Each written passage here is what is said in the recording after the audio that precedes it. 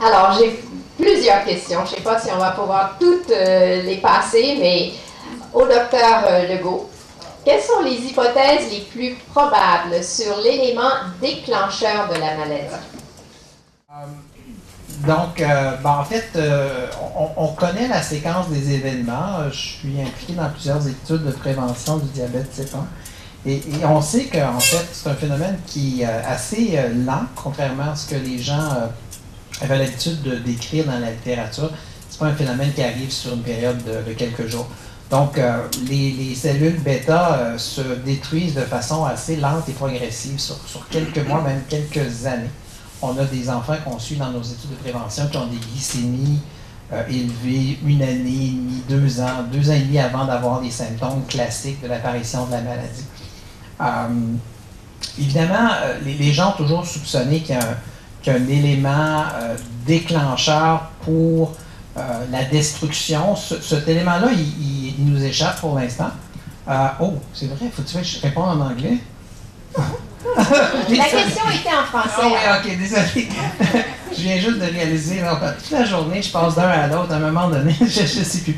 Alors, ce qui arrive, c'est que souvent, les enfants vont se présenter à l'urgence, souvent dans le mois qui suit un élément relativement stressant. L'infection, c'est le cas classique, mais ça peut être un événement traumatisant sur le plan psychologique aussi.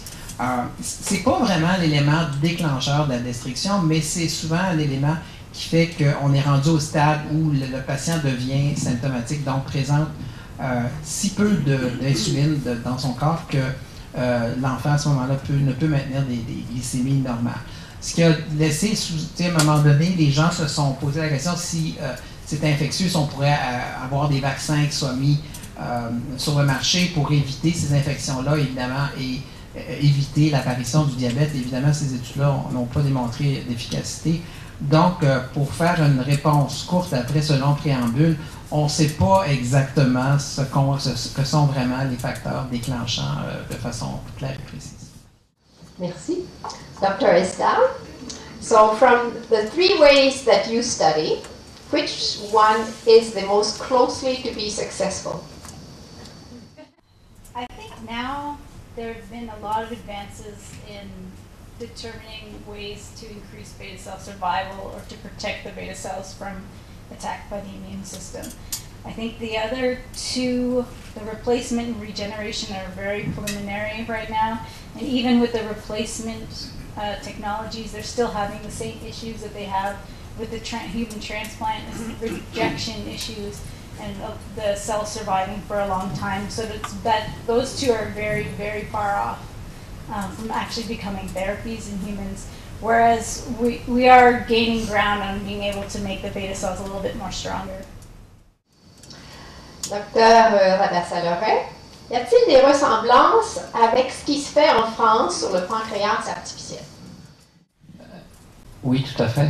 En anglais ou en français? C'était français la question. Donc, oui, effectivement. En fait, il y a 3 équipes qui sont dans la course, disons, dans celle qu'on sait. Il y a une équipe en Angleterre qui a déjà fait plusieurs études extrêmement importantes pour démontrer la preuve de concept. Essentiellement, ils ont montré à peu près ce que nous avons montré, mais en utilisant seulement l'insuline. Et puis, il y a une équipe à Montpellier, en France, où j'ai fait une partie de ma formation, qui, eux, sont déjà rendus une petite étape en avant de nous, au sens qu'ils ont déjà été dans un hôtel et se sont installés de l'autre côté du mur pour régler la glycémie de patients. C'est en fait une équipe à cheval sur Montpellier et la Californie, de ce que je sais. Donc, ils ont au moins fait la preuve de concept. Et puis, il y a nous, puis de ce concept, déjà en derrière, il y a une équipe à Boston aussi qui travaille fort là-dessus, parce que maintenant, les scientifiques sont obligés de... On doit tout déclarer, là, donc on déclare nos études dans des sites internet, donc les autres peuvent voir un peu ce qu'on fait, et nous on peut aller voir où se trouve la concurrence. Donc essentiellement, je dirais il y a 4-5 équipes qui sont suffisamment avancées pour au moins amener les patients au laboratoire et avoir les formules. Mais oui, à Montpellier, c'est eux qui les premiers ont réussi à laisser un patient presque vivre tout seul. Là, ils étaient de l'autre côté du mur, c'est exactement ce qu'on espère être capable de faire ici dans les prochains mois. Ils ont fait ça sur 2 patients à ma connaissance. D'accord. Docteur Legault, dans combien de temps pensez-vous que le gouvernement paiera pour les pompes pour les adultes? Vous me donnez des pouvoirs que je n'ai pas encore. Écoutez, j'ai été très activement impliqué dans le processus de l'acceptation du programme en pédiatrie. Pour l'instant, les discussions avec le gouvernement nous donnent l'impression qu'ils ne sont pas ouverts à cette perspective pour l'instant. Mais si on peut se fier à ce qui s'est passé en Ontario il y a quelques années, ça a pris à peu près 3 ou 4 ans entre le moment où le programme était ouvert seulement à l'âge pédiatrique et où le gouvernement a décidé de l'instaurer pour toute la population. Donc j'espère, mais je n'ai aucune espèce d'idée, que c'est ce qui va se passer ici aussi. Merci. Si vous perdez Lambert-Lagacé, c'est là que les patients sont très importants. Votre député vous entend, le ministre vous entend, toutes les lettres finissent pas à la poubelle. Donc, il y a vraiment des pays où il y a des remboursements sur des critères clairs ou dans des situations particulières, on peut l'avoir. Puis, ça reste quand même une situation très, très difficile pour certains. Tout le monde n'a pas besoin de la pompe, tout le monde ne bénéficie pas de la pompe. Mais c'est dramatique de savoir qu'on a des patients adultes qui ne peuvent pas se la payer. Là, je sais qu'on est en pleine discussion sur des choix de société. Mais donc, si vous faites partie de ces patients-là, Diabète Québec, l'Association canadienne du diabète, votre député, votre maire, pourquoi, entre autres, une des choses qui a été clé, c'est que Vincent Marissal, un éditorialiste connu de la presse, s'est mis à faire un éditorial tous les 3 mois là-dessus. Et les ministres ont horreur de ça, de se faire dire qu'il y a une solution, puis qu'on ne peut pas s'en servir, puis que finalement, ça n'est pas donné, mais que c'est un coût qui est relativement modeste par rapport aux bénéfices si on le donne à tout le monde. Donc, les patients y ont un rôle là-dedans de nous aider à l'obtenir. Pour surenchérir, je m'excuse encore. Mais c'est comme ça, en fait, que la pression populaire est venue de beaucoup de groupes de support, de parents, d'associations qui sont de près ou de loin reliés au diabète.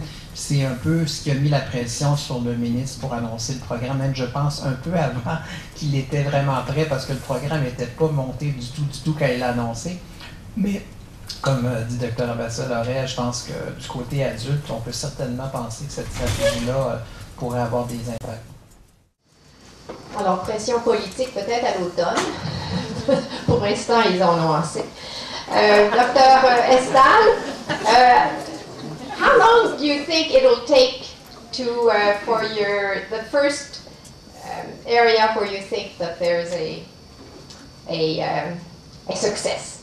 So that's a question we get a lot as basic researchers, and really I want to emphasize that what we do in the lab is really the preliminary basic research that eventually forms the basis for what things like Rémi does later on. So the timeline that you saw that he put up there of approximately 5 to 10 years from where he started, I'm probably approximately 20 to 30 years before that.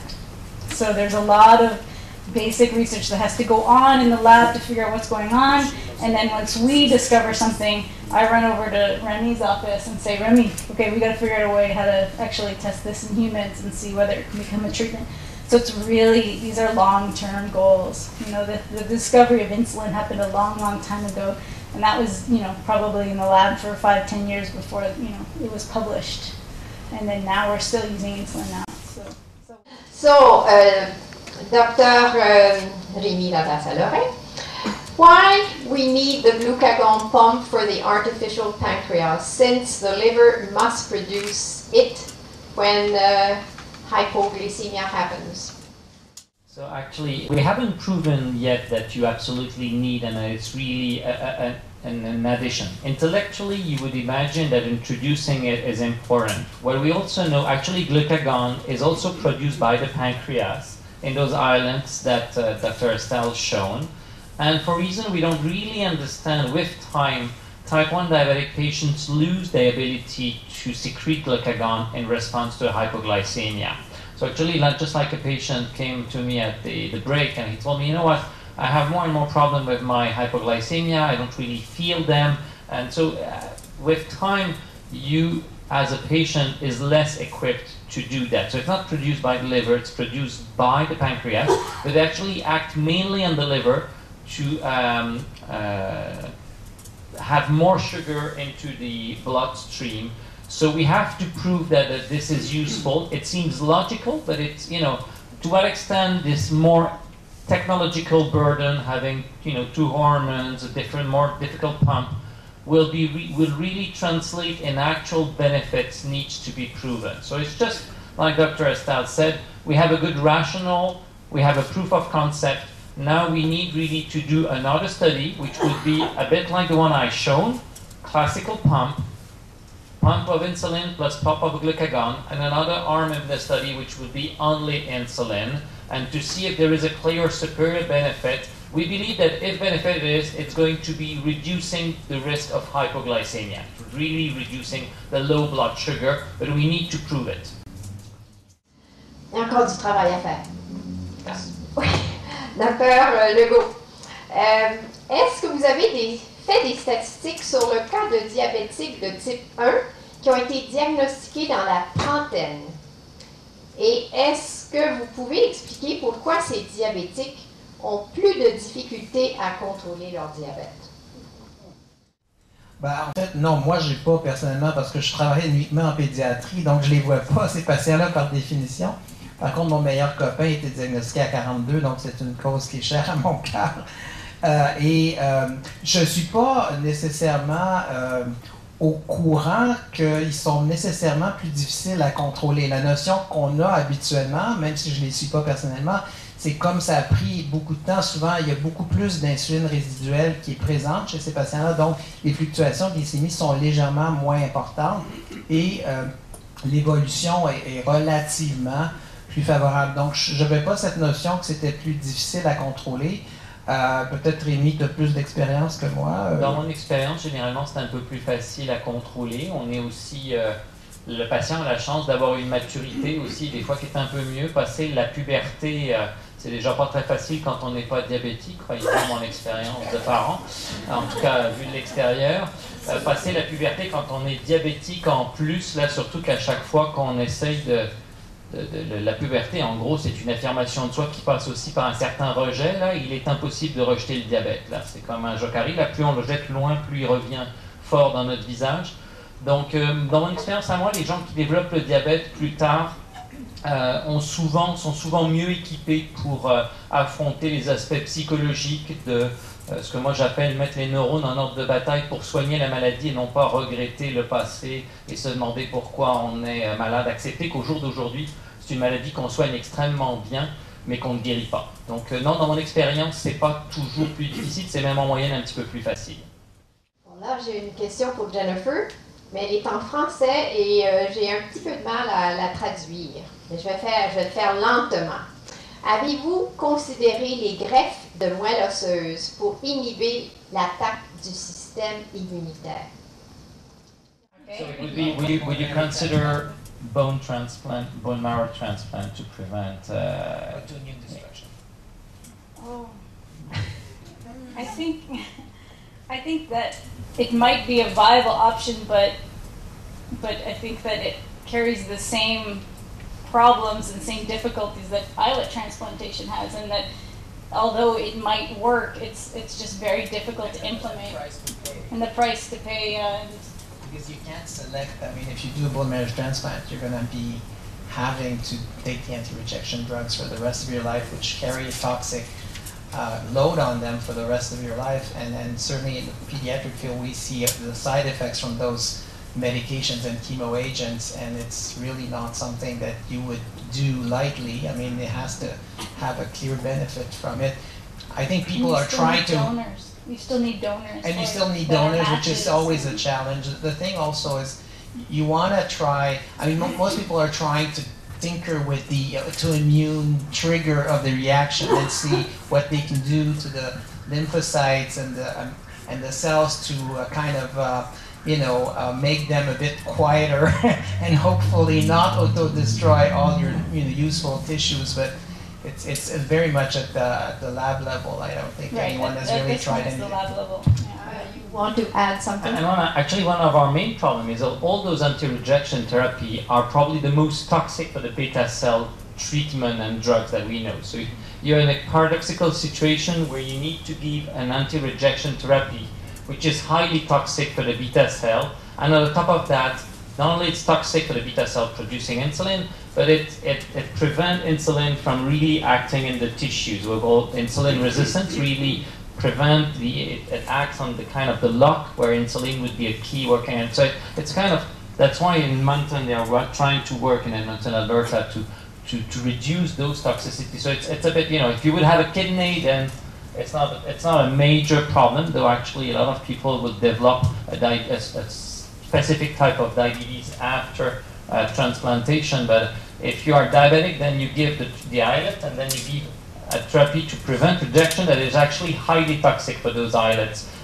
like it would be in any other case of any kind of other transplantation. So what we'd really like actually to find is, so it's like in the body you're having an allergic reaction to your beta cell. So if we can find what your immune system is recognizing as foreign, like what it's thinking is not supposed to be there, then we could stop that particular attack, just like they do with vaccines for other viruses that we can get.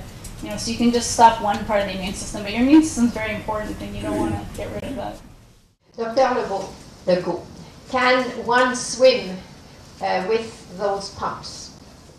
Well, it depends.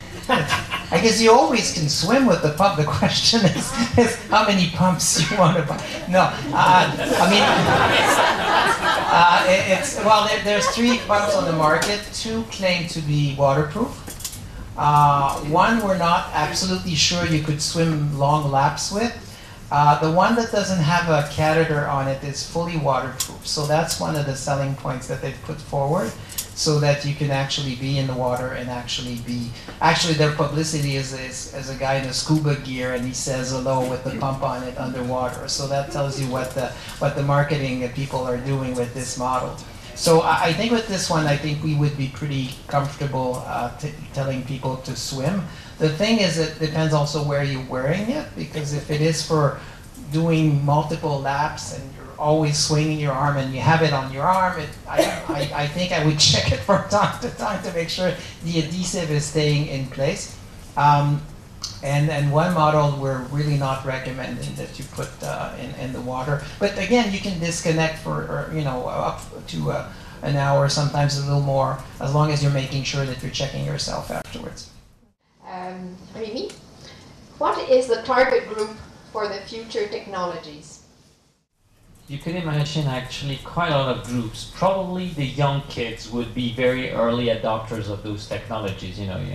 We are, most of us in that room are the one that need a mode d'emploi. We need to look, and you see young kids. So I would say young kids, probably also at the other extreme. You could imagine an older, this technology actually could apply to type 2 diabetic patients under multiple injections. So you could also imagine that maybe something that could help very elderly type 2 diabetic patients, and actually anyone that wants to. It's very important to understand that there is no single patient that absolutely need a pump. It is one option, and it's individualized situations. As I said, it's biased by cost currently, but there is some indications for a pump that are quite clear. If you fail to attain good control, for example, with multiple injections, if you have frequent hypoglycemia, then this is a good indication for pump. So it will be really people that like it, and maybe we will see all that technology going more and more simple. I mean, iPads and our seniors obviously are a big market for Apple with iPads. Who could have guessed this 5 years ago that iPads for seniors would be a good idea? So the more the technology will be simple, the more the price is going down. So I believe currently the cost of developing those new algorithms to control the pump are important for researchers, but are very low. At the end, we will just come with a software that will have probably no cost. I guess that at some point, probably not be an app store, but it'd be something like that where people will download, maybe at the clinic with Dr. Legault, the new version of the algorithm that will allow this or this new, and he would advise yes or no. So we really need to have lower cost pumps and more accurate sensors. The rest will come naturally, I guess. And what is the percentage of diabetic patients that have a pump? It's very different from, in pediatric field now that it's covered by the government, my understanding is there is a tremendous rise. Right, there's a waiting list because the minister announced it in April 2011, so we've been, people have been knocking on the door basically, and but for the time being I think, Evelyn, correct me if I'm off, but around 15% or so, closing on the 20, So closing on 20, probably with the people waiting in the wings, we'll probably hit 25 to 30% at some point.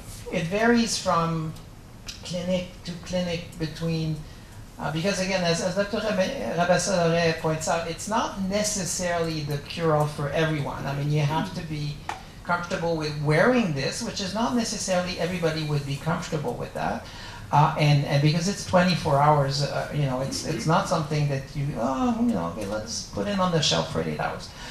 And so anywhere from 30%, and some clinics are up to 50%.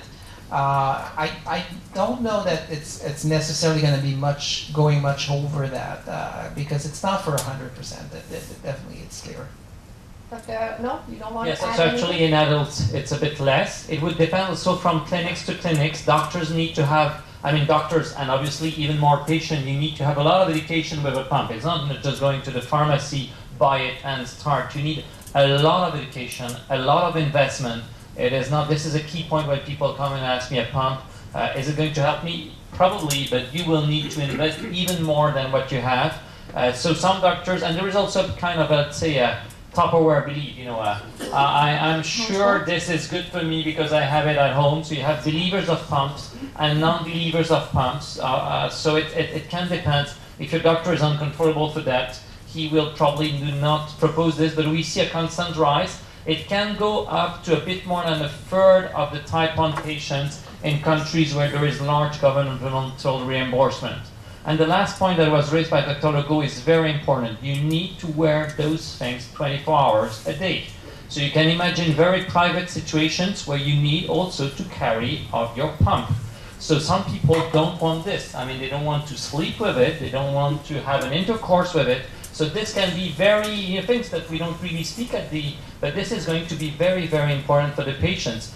Some ladies they don't feel nice showing that they have a pump. They want things that are more discreet, that you won't see. So there is a lot of psychological and very personal issues with wearing or not wearing a pump. For some patients, the advantage will overpass the whole of this. For some others, it's not exactly that. So no belief that it's going to solve everything, a lot of investment. It's one of the tools that you would like to use for a disease that needs a lot of investment. I have a question for Jennifer. I'm reading it because Louise thinks she cannot read it. So she lets me ask a question. Thanks. So here goes, Jennifer. You said type 1 diabetes patient has still islets, a few of them left. The question is, does it mean that the pancreas still produces insulin? And can this influence the hypoglycemia?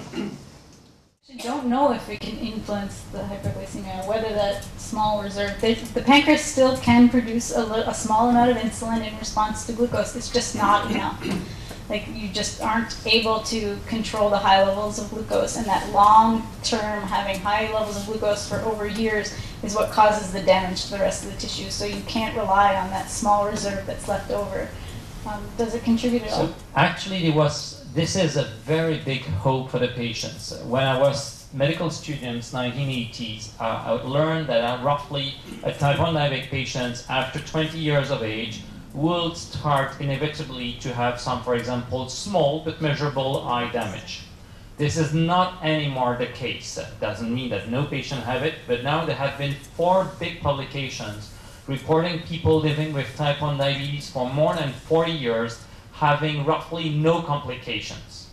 And on the factors underlying those patients, which is obviously based, because it's only patients that have been able to reach 40 years of age without complications, so you just have the bad part of the disease that is a bit apart. A lot of things have been shown, so a lot of hope. The fact that those patients are big controllers, a bit like Evelyn started. I am living with my diabetes. Actually, she told me something one day. She told me I could eventually divorce from my husband. I will never be able to divorce from my type 1 diabetes. So she said I need to manage with that. And the third thing that was shown is that those people usually are the one able to secrete a small dose of insulin that probably don't really help them for hypoglycemia, but maybe for hyperglycemia, so high blood sugar. So there is more and more indication that type 1 diabetes is not equivalent to complication in the long term but it remains a heart disease, and we have made progress. And it's now 90 years. I mean, the first kit treated on diabetes, for diabetes worldwide, was in Canada 90 years ago. And if you go to the bank and ask for $100 bank bill, you'll see it's actually to remember the 90th anniversary of that first kit. Pictures are very easy to find on the internet. It is impressive pictures of the same kit taken 3 months apart. You just cannot realize. So yes, 90 years ago, type 1 was a lethal disease, which in complex medical term, meaning that you were always going to die if you get it. And the short term now, we have progressed a lot. Dr. Legault, have you done any research on the honeymoon period? How long can it last? And it seemed, I did not catch that one, but it's well, you know, it refers to Evelyn's imminent divorce with her husband. You see, there's a honeymoon phase, and then no. So the honeymoon phase is a phase. Actually, it revolves around the issues that we're discussing. Is that soon after the diagnosis, and to go back to the previous question, when children start to have, well, children because that's what I deal with, but it's actually much more frequent before the age of 20. But when children become symptomatic, meaning that they start going to the bathroom, they start to drink, they start to lose weight, we know that they are down to less than 10% of the whole package of islet cells that they were born with. So they do have islet cells, they do have some insulin production, but it's not enough to keep the blood sugar under control. And that continues to be destroyed. And typically when you provide insulin in the first few days after you diagnose someone, their pancreas starts to rest. It starts to have a break and no longer has to work. And we call this the honeymoon phase because then it starts to produce a little bit of the insulin that's left, and the control is almost perfect. The blood sugars are very nice. You can almost write in the blood sugars from one day to the next because they're always the same. And so you don't need a whole lot of insulin. The blood control is very, very nice. And actually, a personal experience is when they go to diabetic camp, we can actually stop their insulin completely because they're so active. So I remember this patient, and to answer the question, it can last up to 2 years easily for some patients.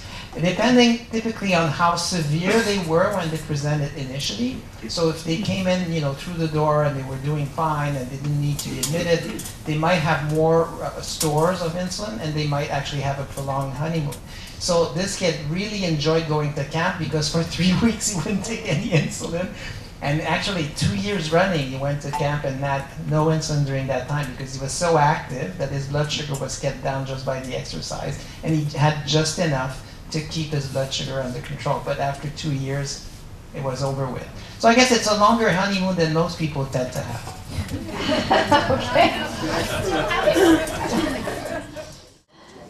Docteur Rabasa-Lhoret, on vous demande de réexpliquer l'avantage d'avoir le pancréas artificiel quand vous mentionniez qu'il y avait 8 fois moins d'épisodes d'hypoglycémie. Essentiellement, ce qu'on a montré, c'est que on a mesuré le nombre de fois sur les 15 heures où les patients sont venus, combien de fois leur glycémie est descendue en bas de 4, ou en bas de 3,5, ou en bas de 3. 4, entre 3,5 et 4, c'est généralement là que les patients commencent à ressentir des symptômes comme la transpiration, la faim.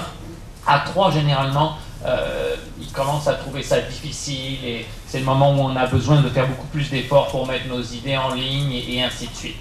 Et donc, ce qu'on a démontré, c'est que dans l'étude, si le patient descendait en bas, on le laissait descendre, et puis si jamais ça arrivait, par contre à 3, on les réveillait systématiquement, si c'était la nuit par exemple, et on leur donnait du sucre.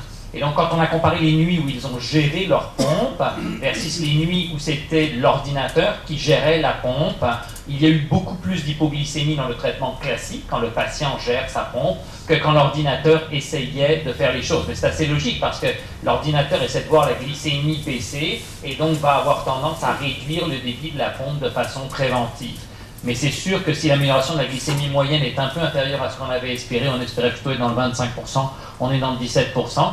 La réduction du risque d'hypoglycémie, mettons, de 8 fois, est quand même quelque chose d'extrêmement intéressant pour les patients. Il faut bien comprendre que sur 15 patients, 2 fois, le nombre d'événements n'est pas c'est important. C'est pour ça qu'on fonctionne un peu comme des politiciens, on préfère donner le nombre, l'amplitude plutôt que le nombre d'épisodes, mais ça sera disponible quand on va publier le papier, bien sûr. Si je peux rajouter quelque chose, en fait, il y a d'autres personnes, comme on a mentionné auparavant, qui travaillent sur les mêmes concepts que nous, mais la plupart des équipes, la grande majorité des équipes ont simplement un système en boucle fermée avec insuline seulement.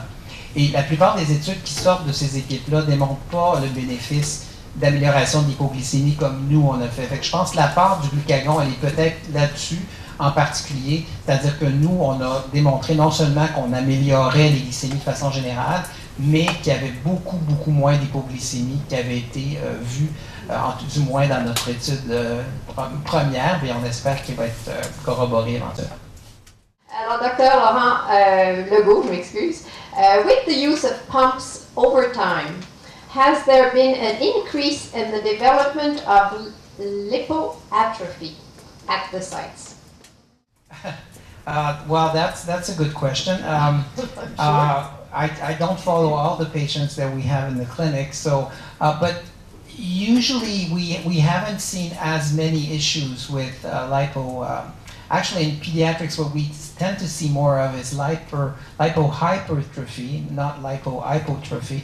So they develop lumps basically where they tend to inject when they're using pens and syringes. Whereas when you change the site every 2 years, you do a good rotation, we actually see very few people having any skin issues. Most of the skin issues that we tend to see actually are a reaction to the tape, not necessarily to the tubing. And so sometimes you have to find a tape that they're not having local reactions to. And so, it happens. Sometimes you're limited in terms of what you can do. Actually, we use sometimes asthmatic pumps on the skin to prevent the inflammation, and that's been working as well. Docteur Rabasa-Lhoret, y a-t-il d'autres méthodes d'injection, c'est-à-dire d'autres que sous-cutanées, qui sont en développement? Il y en a, essentiellement, c'est de l'insuline en inhalation avec des pompes comme les asthmatiques ou les bronchitiques chroniques. C'est absorbé, ça ne donne pas un extraordinaire contrôle et les plus grands laboratoires se sont dégagés de ce marché-là. Il y a quelques doutes sur la sécurité pour les poumons au long cours. Donc c'est une technologie qui est disponible, qui est acceptée par Santé Canada, mais très peu utilisée de Pfizer, qui était vraiment le plus gros laboratoire qui développait cette technologie-là, l'a revendue il y a à peu près 2 ans. Donc c'est quelque chose qui est possible, mais qui n'est pas encore actuellement vraiment utile. Il y a 1 ou 2 pays au monde où ils acceptent des équivalents de ça qui se font à travers la muqueuse de la bouche. Généralement, le problème de ce que ça donne une certaine quantité d'insuline, mais c'est encore plus imprécis que l'on peut avoir autrement avec les insulines. À relativement court terme, ce que l'on attend, ce sont de nouvelles insulines très longues, très plates, ce que Dr Legault et moi-même on a appelé l'insuline basale. Là, il y en a une qui est pas loin d'être mise sur le marché au Canada, qui est une insuline qui est vraiment extrêmement longue et extrêmement plate. Elle a 2 avantages majeurs. On peut changer un peu l'horaire d'injection avec plus de flexibilité. Donc par exemple, dire je la fais plutôt ce soir parce qu'on va au théâtre ou au cinéma où on va sortir, ou plus exactement le parent qui dirait aux jeunes là tu vas sortir, tu vas faire ton injection parce que j'ai aucune envie de me lever à 2h du matin pour m'assurer que tu vas la faire. Ça peut être une autre chose. Et elle donne encore moins d'hypoglycémie que nos insulines de référence dans ce domaine-là, qui sont la Lantus et la Lévémir. Donc c'est quelque chose, même dans les injections sous-cutanées, il y a encore de la recherche qui se fait pour des nouvelles insulines qui sont utiles. On peut imaginer exactement le bénéfice pour des gens diabétiques de type 2. On pourrait imaginer, mettons que ma grand-maman serait diabétique de type 2 et au lieu d'être obligée de passer tous les soirs faire l'injection, ces insulines très lentes permettraient de temps en temps de passer le matin, de temps en temps le soir. En fait, ils ont une belle étude qui montre que c'est faisable, que nous, les endocrinologues, on regarde avec un petit peu d'inquiétude, parce qu'on a peur que des patients s'en emparent pour dire « je fais l'insuline quand c'est l'heure qui m'arrange », alors qu'on sait très bien, un patient me l'a dit tout à l'heure, à la pause, il m'a dit « je contrôle mon diabète en contrôlant tout dans ma vie », un peu comme Evelyne a dit, l'idée c'était jusqu'à quel point c'est une bonne nouvelle ou une mauvaise nouvelle de laisser le contrôle de son diabète. Et d'ailleurs, pour donner une anecdote, la deuxième patiente qui a participé à notre étude, qui est aussi nutritionniste et qui a aussi le diabète de type 1, elle a eu l'attitude complètement opposée d'Evelyne.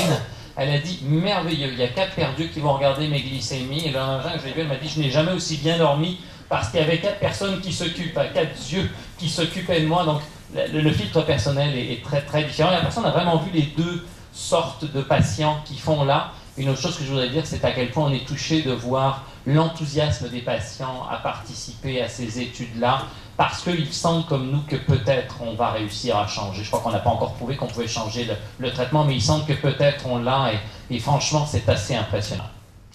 Dr. Legault, is exercise always recommended when we have diabetic type 1, or are there exceptions? Exercise is always recommended. We actually ask our patients to be active physically. The only thing is that they have to be careful about monitoring their blood sugars to see what it does to them. And strangely enough, in pediatrics, it doesn't always lead to lowering of the blood sugars. It actually can be increasing the blood sugars in certain types of exercises. So it's important to figure out exactly what's going on, and it is a relatively complicated thing to manage, and that's why we're trying to also address this issue with our studies. It's because depending on the duration, the intensity, and the type of exercise, it can have very different impacts on your blood sugar. So it's very important to monitor, but yeah, absolutely we recommend, because it's very important that for them to be healthy and to keep a healthy weight and to, you know, be fit. May I ask? Yes. Actually, there are a few contraindications. If you would have very severe complications, for example, if you would have very severe eye complications, some type of exercise that brings a lot of variation of blood pressure, for example, resistance training, we might prevent patients. There's a few sports that we don't recommend to the patients. It's all the sports where having a hypoglycemia, testing and treating could be a problem. You could imagine skydiving, you could imagine scuba diving, you know, being 20 meters below the water and telling, oh, how am I going to treat my hypoglycemia can be a problem. So there's a few exceptions like that. And a bit like the drawing behind me is telling, it is even more planification. You need to think at the meal before, to either am I going to reduce my insulin, eat more. So type 1 diabetes actually, it's a disease of planification. You need to planify everything while doing your usual stuff like everyone. D'accord. Alors, on a une question ici. Je suis diabétique de type 2 depuis 25 ans. Depuis 2 ans, mon endocrinologue m'a prescrit le Victoza. Cela m'a coûté plus de 3 000 $ par année. Ni le gouvernement, ni mon assurance ne m'a remboursé. Mes questions. Quand le gouvernement remboursera-t-il ce médicament et que fait ce médicament dans le corps? Première chose, qu'est-ce que c'est le Victoza? Il y a 2 médicaments de cette classe-là, un qui s'appelle le Victoza et un qui s'appelle le Beta. Ce sont des alternatives à l'insuline. Ce sont des médicaments qui s'injectent, donc ça vient avec une seringue pareille. Et ce sont des médicaments qu'on utilise dans le diabète de type 2. Et le diabète de type 2 est le diabète le plus fréquent. Il y a à peu près 9 patients diabétiques de type 2 pour un patient diabétique de type 1. Et alors que dans le diabète de type 1, il n'y a plus ou presque plus d'insuline, comme on l'a dit. Dans le diabète de type 2, c'est l'association à des degrés divers de pas assez d'insuline et d'une insuline qui n'agit pas bien dans le corps. Mais plus le temps passe, moins on a d'insuline. Donc avec le temps, on peut avoir besoin d'injections d'insuline pour traiter le diabète de type 2. C'est tout à fait possible et c'est même un excellent traitement pour le diabète de type 2. Il faut savoir ne pas trop le retarder. Depuis 3-4 ans, on a cette alternative qui sont des injections qui vont aider le pancréas à produire mieux d'insuline. D'ailleurs, au laboratoire, quand on donne ces médicaments sur des cellules ou sur des animaux, il y a une vraie régénération du pancréas que nous n'avons absolument pas démontré chez l'humain pour l'instant. Donc voilà ce que c'est que le Victoza. Quand on est rendu que ça ne fonctionne plus très bien avec les pilules, le docteur propose soit l'insuline, soit le Victoza ou le Beta. Et en gros, pour faire le choix au patient, on dit d'un côté, 90 ans, on sait exactement ce que c'est, on sait comment ça fonctionne. Il peut y avoir un risque de taux de sucre trop bas qui est l'hypoglycémie. De l'autre côté, vous avez le Victoza, on n'a pas du tout la même longueur. Vous savez qu'on a malheureusement découvert des fois des effets secondaires avec le temps pour les médicaments. Mais on a 2 bénéfices à vous proposer. Un qui est certain, pas de risque d'hypoglycémie. Ce sont des médicaments qui agissent avec une espèce de pédale de frein déjà intégrée dans le médicament. Et deuxièmement, 1/3 à 1/5 des patients vont perdre beaucoup de poids avec ce médicament-là. un tiers et un cinquième ne vont pas perdre du poids, puis entre les deux, les autres vont perdre un petit peu de poids. Et dès qu'on parle de perte de poids, généralement les patients sont très intéressés. Donc voilà ce que c'est que le Victoza. Est-ce que le gouvernement rembourse? Il va se prononcer à nouveau. Actuellement, la réponse au jour d'aujourd'hui est non. La seule possibilité, donc les médicaments, il y a des médicaments réguliers où le médecin peut prescrire ça puis on va les chercher. Il y a des médicaments qu'on appelle des médicaments d'exception. Le médecin doit marquer un code spécifique ou remplir un formulaire particulier pour la régie. Il y a une dernière situation qui sont les patients d'exception où on peut essayer de convaincre le pharmacien de la régie que ce patient-là a absolument besoin de ce traitement-là. C'est une possibilité, mais c'est un peu une loterie dans ce domaine-là. Donc c'est la seule possibilité, cette dernière possibilité pour le médecin. C'est un formulaire d'à peu près 3 pages là, à remplir, qui n'est pas très passionnant à remplir. Les assurances privées couvrent presque tout ce médicament. On parle quand même d'à peu près 5 $ par jour de traitement.